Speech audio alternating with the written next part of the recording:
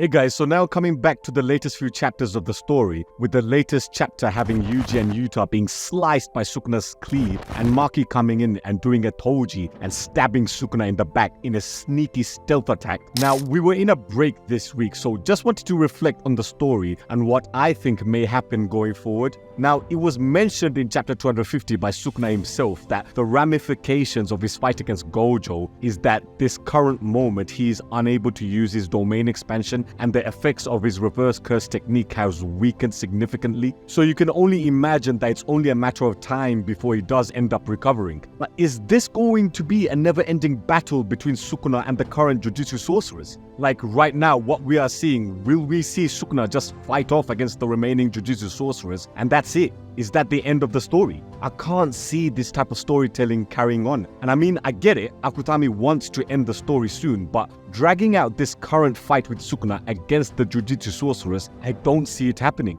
Because I feel there's so much more story and unanswered questions still left for Sukuna's character. Sukuna was meant to be a Jujutsu sorcerer who then turned into a cursed spirit and became the king of all curses. But how did this happen? What's his endgame goal? He talks about how in chapter 238, by being the strongest, it gives him complete freedom to eat whatever or whoever he wants and also kill whoever he wants as well. He also says that devouring humans is a good way to pass time, so you can see the monstrous demonic side of Sukuna's character through these words alone. The guy is a monster. But we still don't know much about him. I feel I still want to learn more about his character before the story inevitably ends. I trust Akutami to show the backstory, but could it be that Sukuna just doesn't have an endgame goal? Think about the big two characters of this story, Gojo and Sukuna. What was their life goal from what we know of these characters from following the story? Is that they both want to be the strongest for their own reasons. Gojo wanted to be the strongest so he can teach future Jujutsu sorcerers to become the next generation of strongest sorcerers. And for Sukuna, as I mentioned in chapter 238, being the strongest gives him the ultimate freedom in life to do whatever he wants. That's all we know so far from Sukuna, but from what we have seen ever since he took over Megami's body is that he does love to test himself in fights.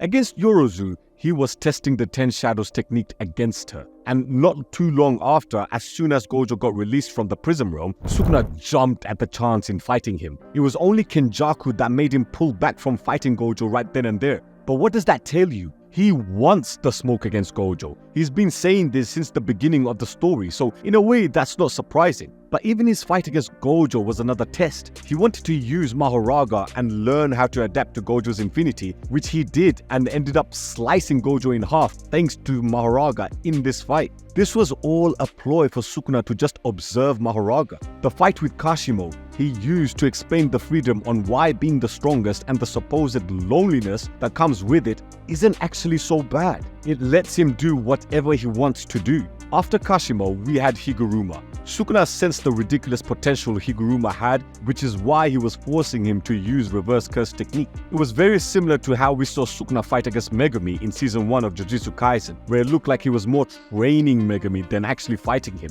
He also wanted to see the Executioner's sword in action, which is why throughout the fight, he was urging Higuruma to use it. And now currently, he's fighting off against Yuta and Yuji, who jumped in immediately after Higuruma got killed. But with just these few examples alone, you can see that there's always a hidden agenda behind the fights that Sukuna does. Maybe all of this constant fighting is leading us to something. In chapter 249, Kenjaku revealed that Sukuna will be the one to carry out his plan and will in order to carry out the merger between humankind by Master Tengen. Now, that merged cursed spirit that comes out of that, is that the beast that Sukuna always wanted to fight? Is that the reason why he made a deal with Kenjaku? In case if anything goes wrong and Kenjaku dies, Sukuna can carry on his work, because the merger between Tengen and the Japanese people will surely create the strongest cursed spirit ever. This was foreshadowed to us all the way back in the Kojo Past arc, chapter 66 to be precise, where it was said that Master Tengen is meant to merge with a compatible star plasma vessel and rewrite the body's information. Gojo finally compared this scenario using Digimon logic.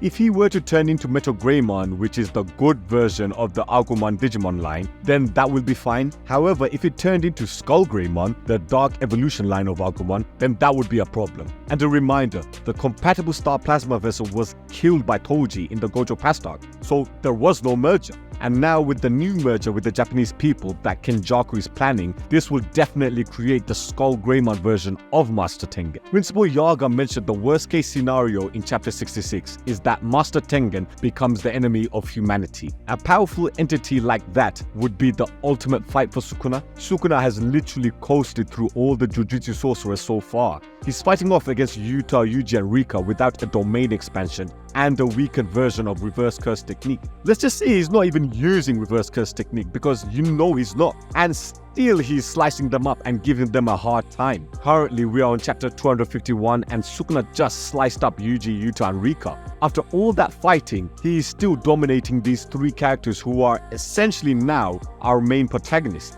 Yuta even admitted in chapter 250 that if Sukuna never had that fight against Gojo where he was weakened, he would have wiped out Yuta, Yuji and Rika in an instant. So clearly all of these Jujutsu sorcerers are not a challenge for Sukuna. But the monster that Master Tengen can potentially become after the new merger can be a challenge for Sukuna. Why else would he have teamed up with Kenjaku in the first place? Sukuna has a deep desire for battle and to be the strongest. Sukuna fought off the strongest Jujutsu sorcerers in history, and in reality, he still holds the title as the strongest sorcerer in history, as we see in chapter 223 at the very beginning of the Gojo vs Sukuna fight. Sukuna fought off against Mahoraga, the strongest Shikigami in history that never lost in a fight. Its first loss came against Sukuna in the Shibuya incident arc. And I know he has the title of the King of all curses, but the monster curse spirit that Tengen can become will be the strongest curse spirit the Jujutsu world has ever seen. And I believe Sukuna is targeting the monster Tengen curse spirit as his next challenge in order to complete the set of defeating the strongest Jujutsu sorcerer in modern history, the strongest Shikigami in history, and